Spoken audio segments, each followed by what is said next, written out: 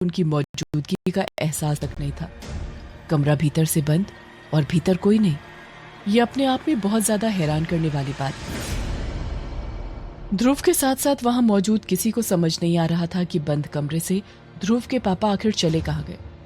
ध्रुव ने विकी की तरफ देखते हुए पूछा, यार ये कैसे पॉसिबल है? बंद दरवाजे से पापा कहाँ जा सकते हैं? विकी को खुद समझ नहीं आ रहा था कि वो क्या बोले। ध्रुव जल्दी से कमरे से बाहर निकला और वो पूरे घर में उन्हें ढूंढने लगा। उसने हर एक कोना देख लिया, बाहर देख लिया और पिछले दरवाजे को खोलकर भी देख लिया, लेकिन उसके पापा कहीं नजर नहीं आए। ध्रुव को इस तरह बेचैनी से ये सब करते देख विकी ने उसे संभालते हुए कहा, रुक जा ध्रुव, ये तू क्या कर रहा है?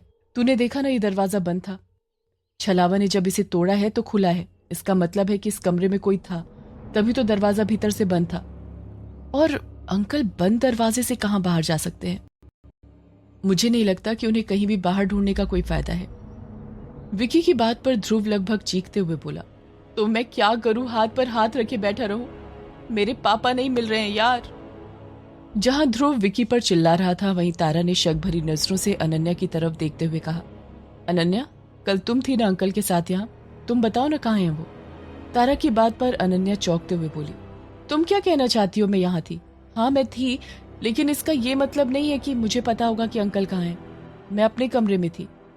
एक बार मैंने रात में अंकल को देख लिया था, उसके बाद से मुझे नहीं पता अंकल कहाँ हैं। और बार बार जो ध्रुव रिपीट कर रहा है, बंद दरवाजा, तो क्या तुम्हें अभी भी समझ में नहीं आ रहा है कि वो बंद दरवाजे से गायब हुए हैं? वो खुद से कहीं नहीं गए हैं कि मुझे पता होगा वो कहाँ गए हैं। इन दोनों की बात पर ध्रुव का गुस्सा फूट पड़ा और वो दोनों पर चिल्लाते हुए बोला, तारा बंद करो अपना ये नाटक। जब देखो तब अनन्या तुमने ऐसा किया, तुमने ऐसा नहीं किया, तुम्हें प्रॉब्लम क्या है? तुम चाहती क्या हो? यहाँ क्या तुम ही समझदार हो और बाकी किसी को कुछ नहीं पता है? और उसके बाद अनन्या पर उसी तरह से चिल्लाता हुआ बोला, मुझे नहीं पता था अनन्या कि तुम इतनी लापरवाह हो। तुम्हें इसलिए छोड़ा गया था कि मेरे पापा की तबीयत ठीक नहीं है और तुम उनकी देखभाल करोगी। ऐसे देखभाल किया तुमने। अगर मेरे पापा को कुछ हो गया तो। इतना बोलते बोलते वो खामोश हो गया और उसकी आंखों से आंसू बहने लगे। ध्रुव का ये रूप देखकर तारा और अनन्या दोनों ही सहम गए थे, क्योंकि आज तक कभी भी ध्रुव ने अनन्या से ऊंची आवाज में बात नहीं की थी। जब से तारा ध्रुव को जानती थी तब से भी ग्रुप में कभी इस तरीके से बात नहीं की थी, न इस तरीके से व्यवहार किया था। अनन्या खुद सोच में पड़ी हुई थी कि आखिर ध्रुव के पापा कहाँ गए।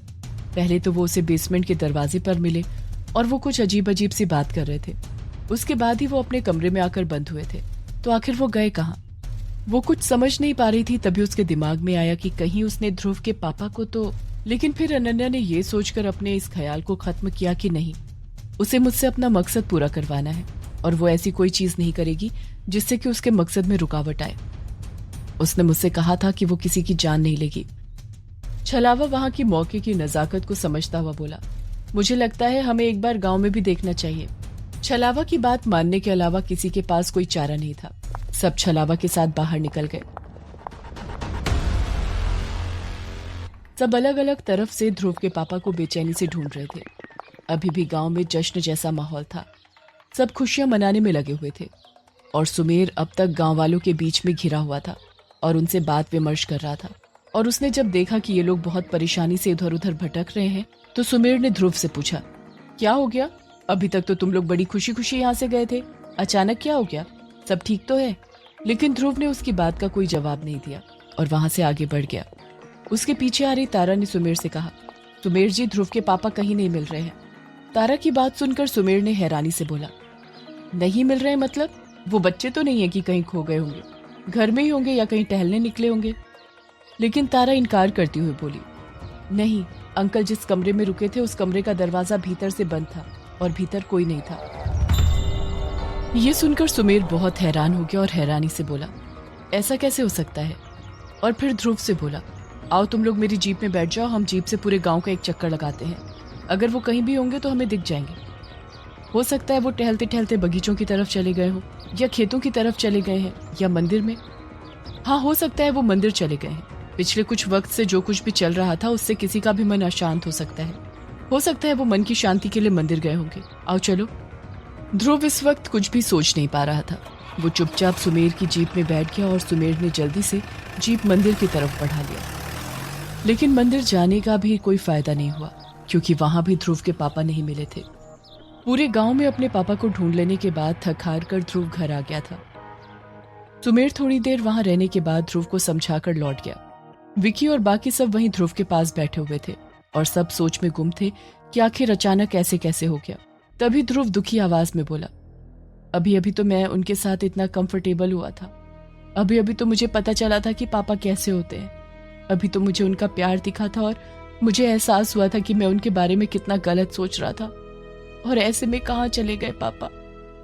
अनन्या ध्रुव की आंखों में आंसू को देखकर बहुत बेचैन हो गई थी, इसलिए उसके आंसुओं को पोंछते हुए बोली, ध्रुव प्लीज तुम रो मत, संभालो खुद को, अंकल मिल जाएंगे।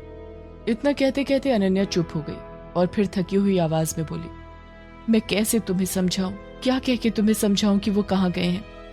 हमें तो खुद समझ नहीं आ रहा, लेकिन बस भरोसा रखो वो ठीक होंगे, वो जहां भी होंगे सुरक्षित होंगे। अचानक से अनन्या को ख्याल आया और वो उम्मीद भरी नजरों से सबको देखती हुई बोली, गाइज हम यहाँ बैठकर क्यों टाइम वेस्ट कर रहे हैं, हमें पुलिस स्टेशन चलना चाहिए, अंकल की मिसिंग की कंप्लेन करवानी चाहिए।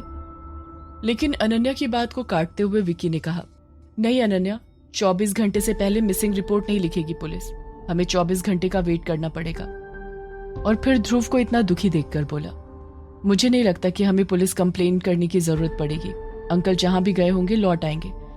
ऐसा भी नहीं है कि वो हम लोगों को यहाँ छोड़कर वापस लौट चुके होंगे, इसलिए इंतजार करो। विकी की बात सुनकर ध्रुव ने कुछ सोचते हुए कहा, अनन्या तुमने पापा को रात में देखा था ना। अनन्या हाँ में अपना सिर हिलाकर बोली, हाँ लेकिन उससे क्या होगा। ध्रुव बिना उसके सवाल का जवाब दिए अपने मोबाइल पर नंबर डायल करने लगा। किसी को समझ नहीं आ रहा था कि वो क्या कर रहा है, इसलिए विकी ने पूछा, रुक जा ध्रुव, किसे कॉल कर रहा है, बता तो सही। ध्रुव ने कहा, अनन्या ने पापा को रात में देखा था और उसके बाद पापा कहीं गायब हुए हैं, मतलब वो चले गए हैं कहीं। अगर वो घर भी लौटे होंगे तो अब तक पहुंच गए होंगे, इसलिए मैं घर में कॉल करके पता कर रहा हूँ। कुछ देर के बाद फोन की दूसरी तरफ से एक बड़ी ही भारी सी आवाज आई, हेलो। ध्रुव ने कहा, चाचा मैं ध्रुव बात कर रहा हूँ, क्या पापा घर आए हैं। दूसरी तरफ से उसके चाचा ने बेरुखी से कहा, नहीं वो घर नहीं आया है। इतना कहकर उन्होंने फोन काट दिया और अब ध्रुव की सारी उम्मीद खत्म हो चुकी थी। अब इन लोगों के पास 24 घंटे तक इंतजार करने के अलावा और कोई ऑप्शन नहीं था। उसके बाद ही वे लोग पुलिस में कंप्लेन कर सकते थे।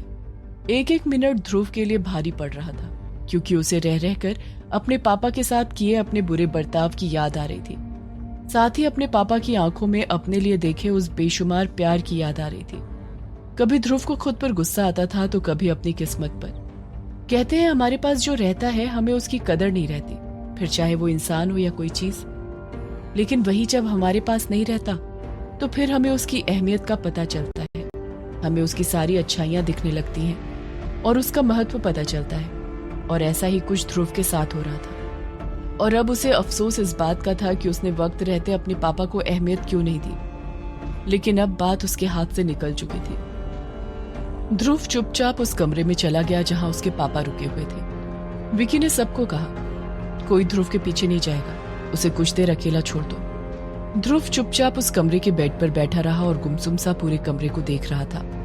और तभी उसकी नजर कमरे के कोने में रखी उस लकड़ी की अलमारी पर पड़ी जो बंद थी। उसने गौर से देखा कि अलमारी के बीच में ध्रुव के पापा की शर्ट फंसी हुई थी और ध्रुव को याद आया कि ये शर्ट उसके पापा ने कल पहना था। ये देखकर ध्रुव के दिल की धड़कन तेज हो गई। ध्रुव जोर से चीखा, विक्की, अनन्या। ध्रुव के इस तरह चीखने पर बाहर बैठे विक्की अनन्या के साथ साथ छलावा, जुल्मी और तारा भी भागते हुए कमरे में आए। उन्होंने देखा ध्रुव फटी आंखों से अलमारी की तरफ देख रहा है। विक्की ने उसकी नजरों का पीछा करते हुए अलमारी की तरफ देखा। उसकी नजर भी उस शर्ट पर पड़ी और वो भी हैरान रह गया और वो बोला, ये तो अंकल की शर्ट। इतना बोलते बोलते विक्की जल्दी से आगे बढ़ा और उसने अलमारी को खोल दिया और अलमारी को खोलते ही भीतर से ध्रुव के पापा लाश के रूप में बाहर गिरे। ये सब ऐसे हुआ कि सब सुन्न पड़ गए। ऐसा लग रहा था जैसे किसी के शरीर में जान ही नहीं बची है। विक्की ने घबराते हुए उन्हें दोनों हाथों से संभाला और जोर से चीखा, अंकल। लेकिन क्या फायदा, वो तो निर्जीव थे। उनके पूरे शरीर से पानी टपक रहा था। ऐसा लग रहा था वो अलमारी में नहीं, किसी पानी से भरी जगह पर बंद हो। ध्रुव के अलावा बाकी सब विक्की के पास भागते हुए पहुंचे। लेकिन ध्रुव अब भी वहीं खड़ा था जैसे जहां पहले खड़ा था। वो किसी बुत की तरह नजर आ रहा था, कुछ भी सोचने समझने से परे। उसकी हालत देखकर अनन्या को बहुत डर लग रहा था। अनन्या वापस ध्रुव के पास गई और उसका चेहरा अपने हाथों में थामती हुई बोली, ध्रुव, क्या तुम यहाँ क्यों खड़े हो? देखो ना अंकल को। लेकिन ध्रुव कुछ नहीं बोल रहा था। वो बस खाली खाली नजरों से अपने पापा की तरफ देख रहा था। अनन्या ने ध्रुव के कंधे को हिलाते हुए कहा, ध्रुव, क्या तुम मुझे सुन रहे हो? क्या क्या तुम ठीक हो ध्रुव? ध्रुव, कुछ तो बोलो। लेकिन अनन्या के बार बार बोलने पर भी ध्रुव कुछ नहीं बोल रहा था। और फिर ध्रुव ने धीरे से अनन्या को एक तरफ किया और छोटे छोटे कदमों से चलते हुए अपने पापा के पास पहुंच गया और धम से नीचे जमीन पर बैठ गया, जहां विकी ने उसके पापा को लिटा रखा था। विकी कभी ध्रुव की तरफ देखता, कभी उसके पापा की तरफ। वो समझ रहा था ध्रुव बहुत शौक में है, लेकिन उसका इस तरह रहना भी ठीक नहीं था। विकी ने ध्रुव को अपने गले से लगाते हुए कहा, ध्रुव मेरे भाई, ये सब कैसे हो गया यार? कुछ समझ नहीं आ रहा है। तू हिम्मत रख, तू अकेला नहीं है, मैं हमेशा तेरे साथ हूं, हर परिस्थिति में। विकी के गले लगकर ध्रुव की आंखों से धीरे धीरे आंसू बहने लगे। ऐसा लगने लगा जैसे अब वो समझ रहा था कि क्या हो गया है। उसका दिमाग जो सुन्न पड़ गया था वो धीरे धीरे काम करने लगा था। ध्रुव की आंखों से टपकते आंसू को देखकर विकी बोला, मैं जानता हूं तू क्या महसूस कर रहा है। अंकल इस तरह अचानक हमें छोड़कर चले जाएंगे, ये तो सपने में भी नहीं सोचा जा सकता था। विकी क्या कह रहा था, ध्रुव इन सब बातों से अनजान विकी से अलग होकर अपने पापा का हाथ अपने हाथों में लेता हुआ बोला, मुझे माफ कर दीजिए पापा। मैं हमेशा आपको एक बुरा बाप समझता रहा, लेकिन हकीकत तो यह है कि मैं एक बुरा बेटा हूं जो कभी आपको समझ ही नहीं पाया। आपकी आंखों में अपने लिए प्यार देख ही नहीं पाया। मैंने क्यों नहीं आपसे बात की? क्यों नहीं पूछा कि आखिर आपकी क्या मजबूरी थी कि आपने मुझे खुद से और परिवार से दूर रखा? ध्रुव के लिए सबको बुरा तो लग रहा था, लेकिन साथ ही साथ सब ये भी सोच रहे थे कि आखिर ध्रुव के पापा की ऐसी मौत कैसे हो गई और वो इस तरह भीगे हुए क्यों हैं, जबकि वो तो कबर्ड में बंद थे। वो कबर्ड में क्या कर रहे थे? उनके कपड़े फटे हुए थे और ऐसा लग रहा था जैसे उन्हें खींचकर कबर्ड में लाया गया हो, क्योंकि उनके शरीर पर घसीटने के निशान थे। तभी तारा की नजर ध्रुव के पापा की नाभि के पास गई और उसकी आंखें फटी की फटी रह गई। तारा ने हैरानी से उस तरफ इशारा करते हुए कहा, यह कैसे संभव है? ये नहीं हो सकता, ये नहीं हो सकता। तारा को ऐसे बोलता देखकर विकी बोला, क्या हुआ तारा, क्या नहीं हो सकता? तारा ने कांपते हाथों से ध्रुव के पापा की नाभि की तरफ इशारा करते हुए कहा, विकी, वो अंकल की नाभि के पास वही निशान है जो निशान बंजारन के शिकार हुए लोगों की डेड बॉडी पर मिलती है। तारा की ये बातें सुनकर सबकी नजर ध्रुव के पापा की नाभि के हिस्से पर चली गई और ध्रुव ने भी उसकी तरफ देखा। वाकई में वहां वैसा ही निशान था जैसा उसने खुद बिंदिया की लाश के ऊपर देखा था। और उस समय ध्रुव ने यह लॉजिक लगाया था कि उनको जहर दिया है, इसलिए वो नाभि का हिस्सा नीला है। और फिर तारा सबके चेहरे को देखते हुए घबराकर बोली, मतलब कल अमावस्या की रात को मौत हुई है, पर जुल्मी और दिलीप काका की मौत नहीं हुई, लेकिन अंकल की मौत हुई है। उसने जान ली है। लेकिन ऐसा कैसे हो सकता है? इसका मतलब है वशीकरण सफल नहीं हुआ। अगर वशीकरण सफल नहीं हुआ तो भी दिलीप काका या जुल्मी की जान जानी चाहिए थी। फिर अंकल कहां से आ गए बीच में? कुछ समझ नहीं आ रहा है। तारा ये सब सोच सोच कर पागल हुई जा रही थी। उसे कुछ समझ नहीं आ रहा था कि वो किसे सच माने किसे झूठ। अनन्या ये सब देखकर बिल्कुल बौखला गई थी और वो अपने मन में बोली, ऐसा कैसे हो सकता है? उसने मुझसे वादा किया था कि वो किसी की जान नहीं लेगी, तो फिर उसने अंकल की जान क्यों ली? तभी अनन्या के कान में उसकी कही बात गूंजने लगी, मैं पाली वालों की और तुम्हारे दोस्तों की जान नहीं लूंगी। ये बात बार बार अनन्या के दिमाग में घूमने लगी। अनन्या हैरानी से बोली, इसका मतलब उसने पाली वालों की और मेरे दोस्तों की जान के बदले अंकल की जान ले ली, क्योंकि अंकल ना तो मेरे दोस्त हैं और ना ही पाली गांव के कोई सदस्य।